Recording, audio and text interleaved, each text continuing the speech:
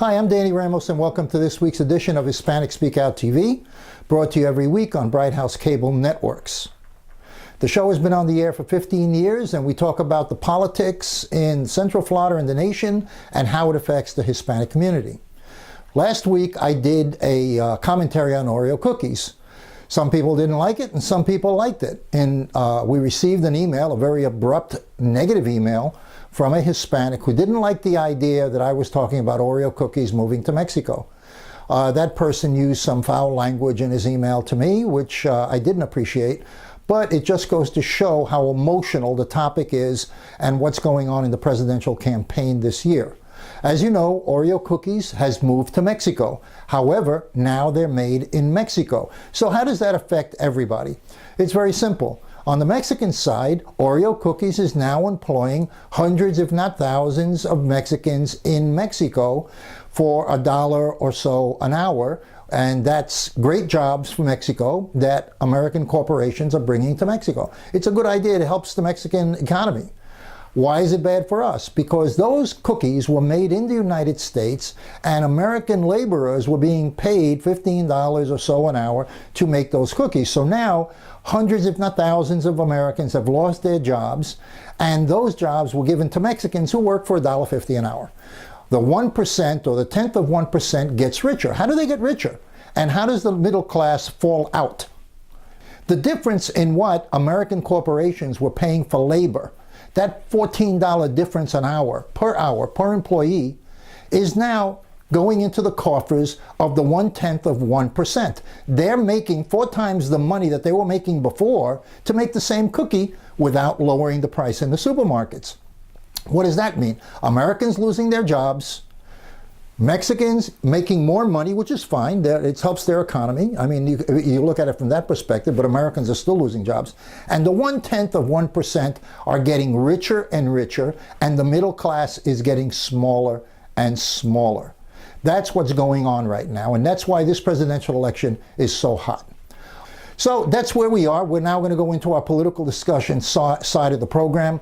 I just wanted to mention to you that Hispanic Speak Out TV received an educational award this week, and I want to thank all the staff of Hispanic Speak Out TV for their great work all this time. Stay tuned. Synchrony Financial está contratando a representantes bilingües de colecciones en Orlando. Ofrecemos un salario inicial competitivo, incluyendo bonos mensuales hasta $1,200 y un paquete de beneficios integrales, cuales se inician desde el primer día. Aplique hoy en synchronycareers.com, que es SYNCHRONY careers.com, o envíe por texto el código SYF103 al 90206. Repito, envíe el código SYF103 al 90206.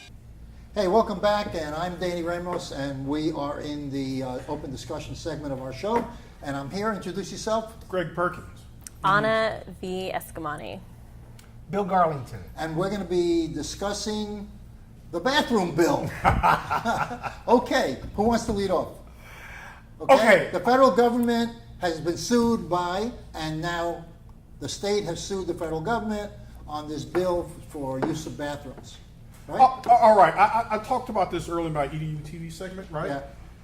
And I support Obama, right? But I think this is a problem looking for a solution. And I think that if you are a man and you identify as a woman, I'm okay. I'm not going to discriminate. I think you should use the man's bathroom. Now, if you went through the whole thing, right, and made that entire transition, and you don't have any more man parts, then you can use a woman's restroom. So I agree to you on the point that this is a solution looking for a problem, because there never has been a problem. Right. Like, transgender individuals have been using our bathrooms for as long as we've been alive and living on this world, and no one's had an issue to it till now, because it's become heavily politicized, especially by those looking to get their base excited for these elections, and that's on both sides of the aisle. Well, I disagree with you. I will agree that it's been politicized, but it's the left that's brought it up. You yourself just said we've been doing it, or they have been doing it for years and years, and we haven't known. So why bring it up now to rewrite federal and or state law? So it's actually been the right that has brought it up through discriminatory policy. Let me ask you policy something. specifically Okay, let me ask you targeted something. towards these groups. It's common knowledge that there have been a lot of guys, a lot of people been caught with cameras in the bathroom who go into a stall and they slip the camera into the other stall and videotape people who are in the bathroom disrobing. That's common knowledge, okay? Now, a lot of them get arrested because they are men going into a woman's bathroom. Now with this law, these guys can now hide behind the fact that they are permitted to go and hide behind that cloak.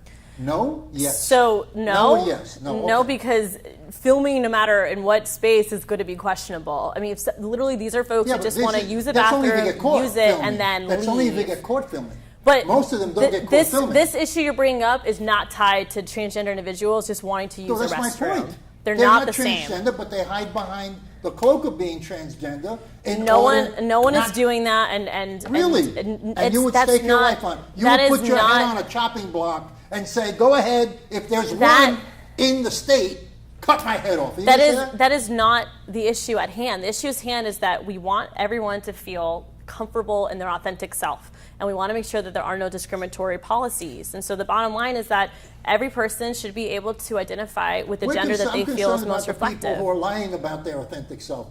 Like Bill, Go ahead. what does Bill want to be a woman? Well, you just said that you want people to be comfortable in their authentic self. Okay. But if I'm a male and I see a transgender who hasn't made the transition that Greg alluded to and comes into the bathroom or shower, and I'm not going to feel comfortable in that situation. So why can't there be a solution, and why does the federal government always have to stick their hand into the solution? Why can't it be left to the states, number one? And why can't we just have a separate bathroom, a third bathroom, if you will, that doesn't have any kind of gender identity where they can go in? So my question for you, Bill, is what is your discomfort rooted in? My discomfort is rooted in if I had a 12-year-old daughter and that 12-year-old boy in public school is now permitted to shower with my 12-year-old daughter because he still has his male parts and he feels like he's transitioning into gender. President Obama has said it's okay now for that person to go into To the use the shower. bathroom, I don't know if he said shower. He said the shower No, in it the includes the bathroom. showers, yeah. In a public, They were talking about in a it. Public spaces. a school. So he is threatening the federal government. I'm all for having the federal government stay out of the school system. So I'm all for states' rights taking hold of their own school system and getting the federal government out of the federal education program. So this may be a good thing in the long run, where the 10th Amendment may coalesce down the road because of this, because the federal government is threatening states. You must do this based upon the executive order that Obama signed. Well, and the reason why is separate is not equal, and we know that from the civil rights movement. And so we have to ensure that every person can feel comfortable in their environment, happens including if this that 12-year-old person girl makes that you're somebody talking else about feel as well. uncomfortable? And that is not the intent of this law. And so we have to find the balance, right? And I think that ultimately your description, your anecdote is not evidence of what's happening. I mean, you're using examples that are designed to create fear when the situation at hand is quite frankly Yeah, someone but just I trying think to use I'm a bathroom. Democrat. Not evidence yet. I'm a Democrat, and they really have kind of taken this thing and politicized. I mean, come on. Because I really don't think it was I that agree. serious. Now, it became really heightened when North Carolina passed the bill. And why would you want to do that, right? The governor goes in, oh, no transgender people. Now you got everybody all up in arms, and that's when it really came to the forefront. I mean, when that guy from North Carolina We passed the have a much discrimination bill. bigger issue to dig into just regarding the dynamics of gender and sexuality and our comfort, because I remember being a 12-year-old girl in the locker room. I was uncomfortable just being a 12-year-old girl in the locker room. Okay. And so we have to, Would you be more comfortable being a 12-year-old girl if there was a 14-year-old boy there with an erection? if they were transitioning in their gender and they weren't there to sexually assault me, but there because that's how they felt comfortable, I don't think that's an issue.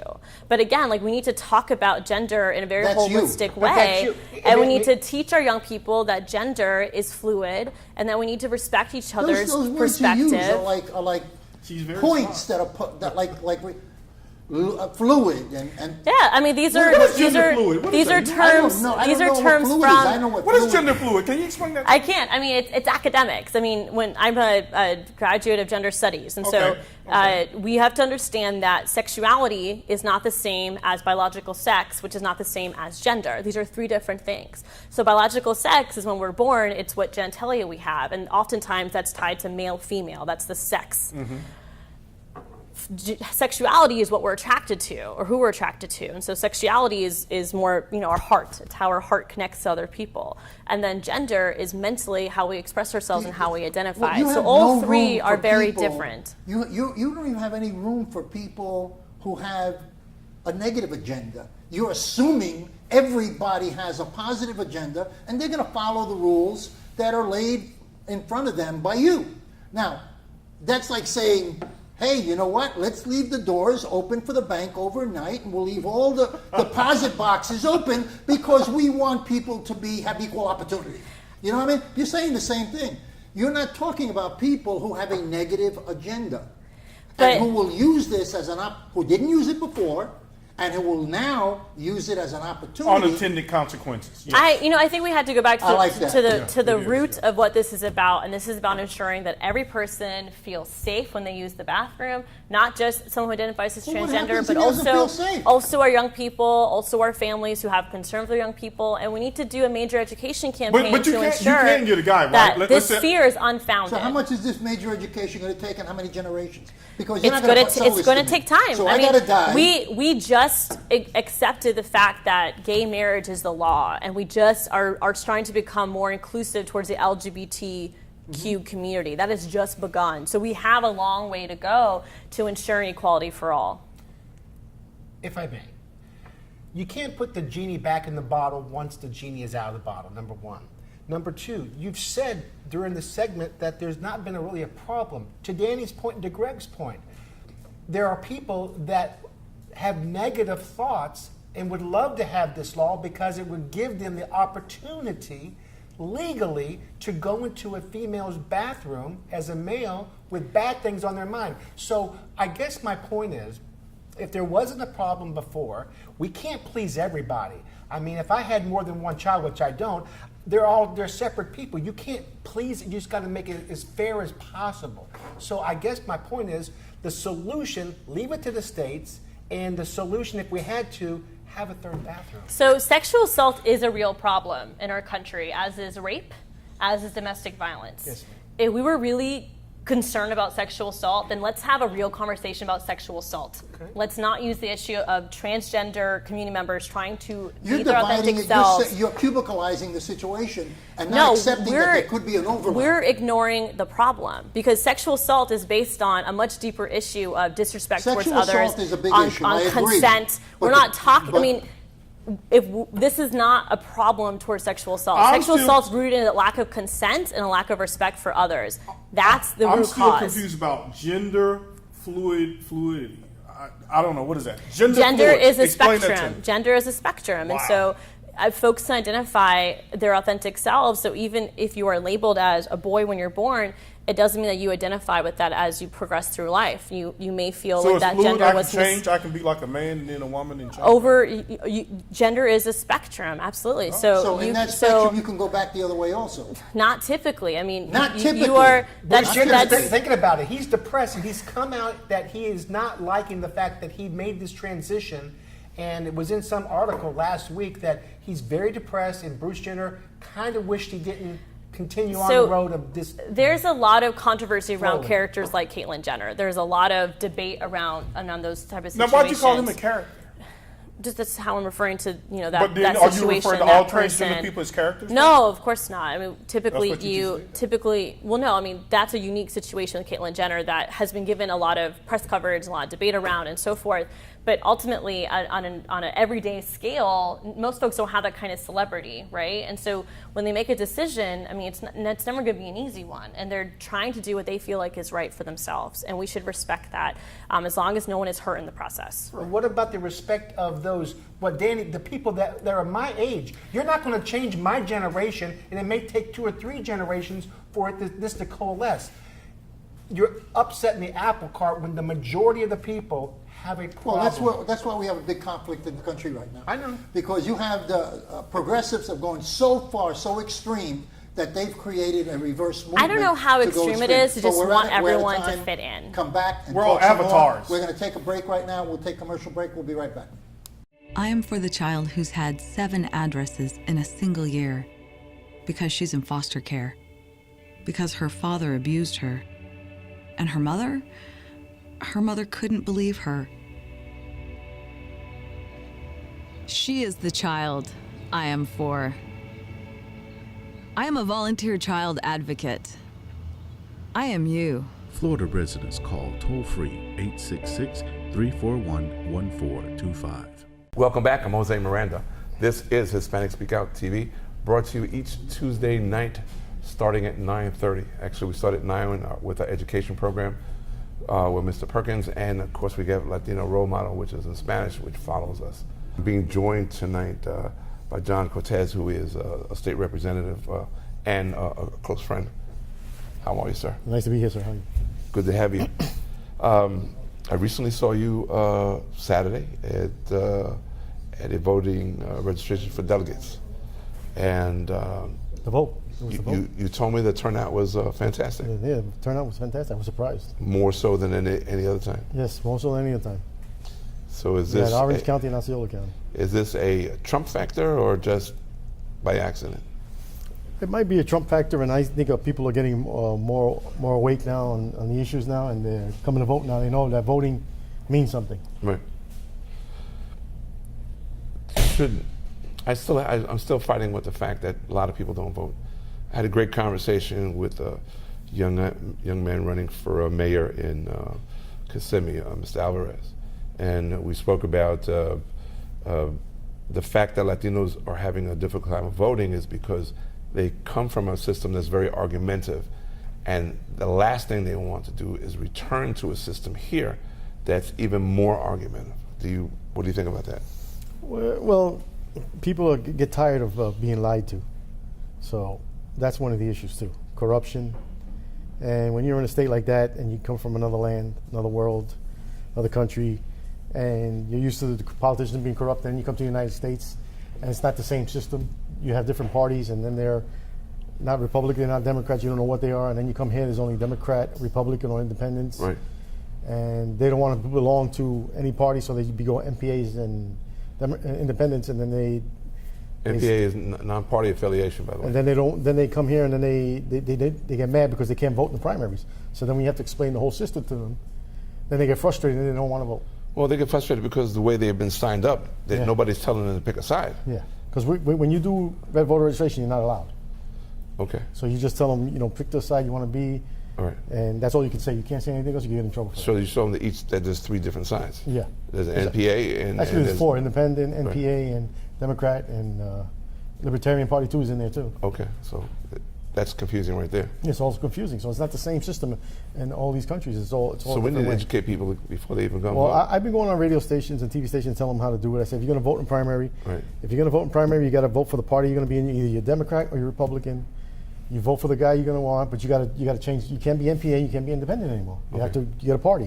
Okay. Oh, that's how that works. I said, yeah, that's how it works. And then you tell them how it is, Right. and then they get the gist of it. And I'm still keep on doing it, and throwing it in their head. Okay, so we have a large number of Latinos across the United States, actually. Okay, our numbers speak for themselves. In order for someone to win the national on any level, they'd have to pull anywhere from 40% up. Well, I tell everybody, I says, you got to go out and vote. Somebody was telling me today, there's 145,000 Hispanics in just in Osceola County alone. Wow. I don't know how true that is, but it might be true. Okay. Because a lot of people immigrated from Puerto Rico here now, and that's why the school's overcrowded and the Well, jobs are scarce. Yeah, the whole system is getting. And So what do we do?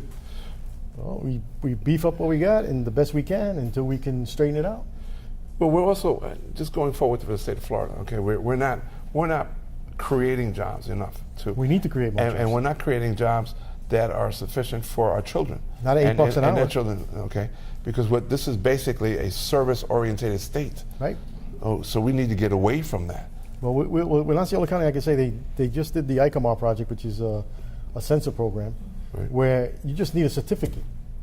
We have a new school. It's going to be at the STEM school.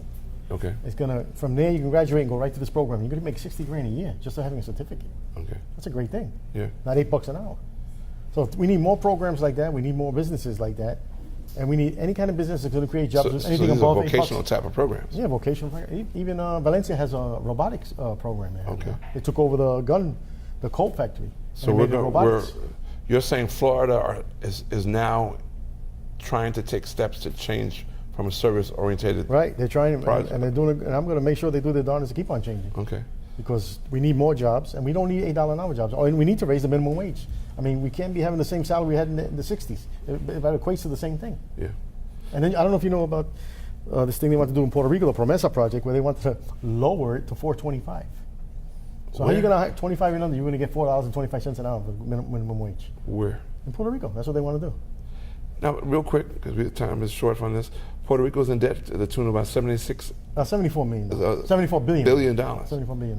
What are we going to do? Well, to tell you the truth, I don't know what we're going to do, but somebody's got to do something and step in there. I try to get a resolution where Congress can try to help them out, but Right. you only do Chapter 9, you're only going to get like half of the money gone. You still got the other half you got to pay.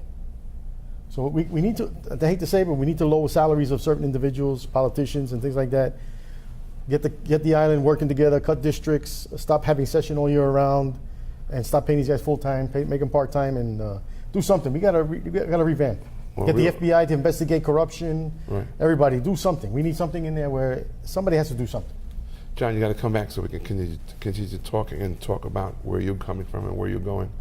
Okay, we want to know what you're doing. All right? Definitely. So thank you for taking the Thank time you. out. Thank you for I inviting me. appreciate it. Okay. I'm Jose Miranda. This has been Hispanic Speak on TV. We'll see you again next week, same time. Mira, ¿dónde tú estás? Ya estoy aquí, mi vida. ¿Pero qué están tomando? ¿Pero por qué? Porque me traje lo nuevo y diferente, Taíno Light Boricua Beer. Y lo más importante es que es lo nuevo y acabadita de salir al mercado. ¿Y saben buenas? Claro, ambas cervezas tienen los mismos beneficios que una copa de vino. Con menos calorías, la Boricua Beer 6%, fuerte pero con sabor. Y la Taíno Light 4.5% y es artesanal. Eso me gusta. Somos familia, calidad y sabor. Visita boricuabeer.com. Hi, I'm Jose Miranda. This is Hispanic Speak Out TV, brought to you on Bright House Channel 49 each week on Tuesday nights, starting at 9 o'clock, actually. We have EDU TV with Greg Perkins. We have, behind us, we have Latina role models, so stay tuned to that program. We talk politics, we talk religion, we talk schools, we talk our culture, and of course, we just talk about stuff in general that affects us all. I'm being joined with the one and only Anthony Suarez. Thank you, sir. Who is a talk show host. He is a, you name it, you are it. So not to hold it against him. So real quick, it's been a long time, and thank you for coming back and hanging out. Let's talk real quick about the Supreme Court. Okay, there seems to be such a controversy about it. As soon as Scalia passed away, I mean, rest in peace, it became this big to-do. Right. And all of a sudden, the statutes or the law says the President of the United States, the sitting President of the United States, is the man to help get that seat filled. Right. It's to nominate, and the Senate is to confirm. Right, and your party seems to feel otherwise. Why is that? What's going on with that? Well, I think that they have what's been wrong with Washington and Congress all along, and why people are so fed up, both left and right, is the fact that nobody really cares about what the Constitution is or what the law is. What they care more about their party, and they're more affiliated to what is for them, as opposed to what's good for the country. Right. And so the Republicans have determined that they want another Scalia, and they will only have a Scalia if they win an election. And they're totally, ignoring the Constitution, which says that they have the right to confirm or not confirm, right, but to right to sit it out and not do anything. That is not written in the Constitution. That is their own interpretation, and there's no tradition in history for that. You guys haven't done nothing for years. Well, you're the worst. You're the worst Congress in the history of Congress. Well, we have lots of good reasons, and I can tell you why the Democrats have a good reason for it. But this is a do-nothing Congress. Congress is immobile. It's not doing anything. That's why people are sick left and right. Right. That's why you have the Donald Trump movement and you have the Bernie Sanders movement. Both people, left and right, have had it with normal politicians and are sick of it. And I think that has to do with what George Washington told us in 1789, and it says, watch out for the parties. They will destroy the nation. He, at the very beginning of the nation, warned us against partisanship. And now we're paying, you see, it's come home to roost. We have a candidate that this president, our president, has put forth, a pretty conservative, or rather mid-conservative kind of guy, who would get things done, be fair-minded, Right. all across the board, Right. and everybody on both sides agreed to it. So what's the problem? There is no problem. The only thing is that Mitch McConnell has made the determination that he is going to play tough guy with the president, and he, in my opinion, is violating his constitutional oath, which is to bring this to a vote. And so I think what's wrong is that Mitch McConnell is wrong. All right. Well, some people will say that the court has been in chaos for years and years and years, and now it seems to be trying to take some sort of corrective measures. Would you buy into that? Yeah, I do, because I indicated to you, I do teach law at the law school, and I teach constitutional law. Right. I can tell you that the Supreme Court was supposed to be impartial and has become a political football, and deciding whether the judges are those that believe in strict construction or those that judges believe that it's a living document and should be interpreted. So that between those two different philosophies, judicial philosophies, you have the Congress being divided. Now, they should be judged, the candidates, on who's the best qualified, who's got the best credentials. When you start getting into judicial philosophies, you're really gambling, because you don't know. You think the guy's conservative, could be out Republican. Look at Warren Burger, appointed by President Eisenhower, turned out to be one of the most liberal judges in the history of the Supreme Court. So you can't know. And you shouldn't really going on ideological terms. But that's what's happening. And you're also seeing this court split along ideological lines on a constant basis. I think that's harmful for the Constitution. It's harmful for our nation. I don't know exactly how to fix it.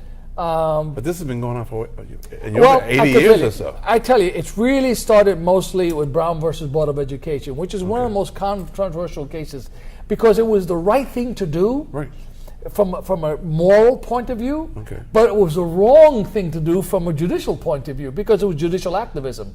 The law was the law. Plessy versus Ferguson. You may not like the law, but it's not for the Supreme Court to change the law, right? It's for Congress to change the law. You're about to interpret it, though? To interpret it correctly, as opposed to perhaps it was vague enough and the court will now make it clarify it. Well, there you go. According to what standard? See, there's the problem. According to whose standard do we clarify it?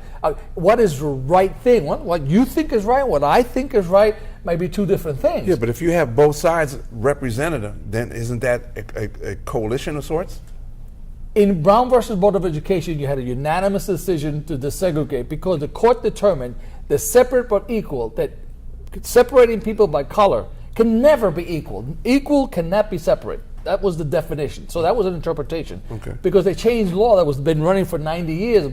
Plessy versus Ferguson said separate but equal can be separate as long as they're equal. See, so that's an interpretation, right? I think it was the right decision to do, but I am also understand that it was the court who invented that concept. It was invented. So now, since that time, all these 5-4 decisions, you'll see are the courts splitting along ideological lines, saying, I think the Constitution meant this, or should mean this. Other judges say, well, that's like Scalia. But that's not what it says. Read the statute. The statute doesn't say that. Where do you come up with that? You're making that up based on your interpretation. And there's where the problems come in. Okay. Real quick change on that. We have now been blessed with Donald Trump. Real quick. What is? Are you going along with the program? You feel good about it? This is I'm a guy. praying that there's some of us in the Republican Party who still have our senses and will determine that this is an abomination. To me, it's quite dangerous what Donald Trump represents, and he's dangerous to this nation. He's destroying the Republican Party. I think he's dangerous to the world. You don't like entertainment? No, I don't like. I think he should stick to television and be on the islands or whatever those little programs that he likes to do. But as far as running this country, we need someone who's serious. Right. On that note, I want to thank you for taking the time out to hang out with me, okay? I'm Jose Miranda. This has been Hispanic Speak Out TV. We'll see you again next week, same time.